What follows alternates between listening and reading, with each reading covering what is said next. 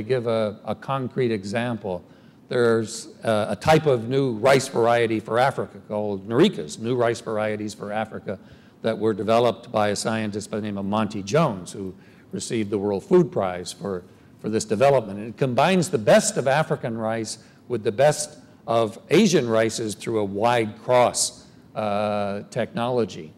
And farmers really like and want these varieties. And there's multiple varieties, as I just said. There isn't one, but there's literally dozens of these Narika varieties that are well adapted to local conditions.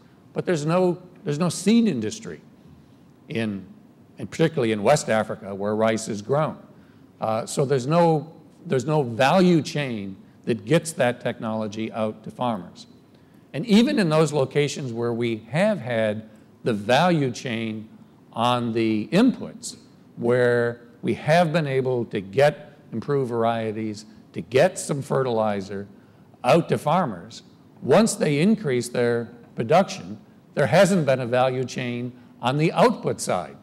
So Malawi is a classic example. Right now, Malawi has surplus maize production. Well, Malawi has had surplus maize production about 5 times in its history. And every time it has surplus maize production, the price collapses because well, not 90 anymore, roughly 80% of the people in Malawi are maize producers. Who are they going to sell their maize to? So you need to develop those output markets. And as Kalestis showed in one of his last slides, those regional markets need to be developed so that when one country has a surplus, that surplus can be shipped to and sold in a country that has a deficit, or even within the same country. Right now in Kenya, we all know of the shortage that exists in the Horn of Africa, in northern Kenya, where there's surplus production in western Kenya. And for a variety of infrastructure reasons and political reasons, the surplus in western Kenya isn't being used to meet the needs in northern Kenya.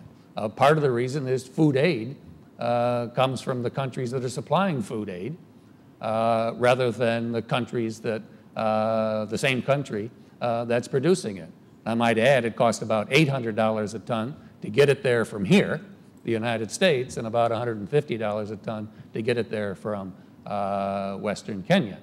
So it's not just the infrastructure, but it's the policies that we need to get right as well.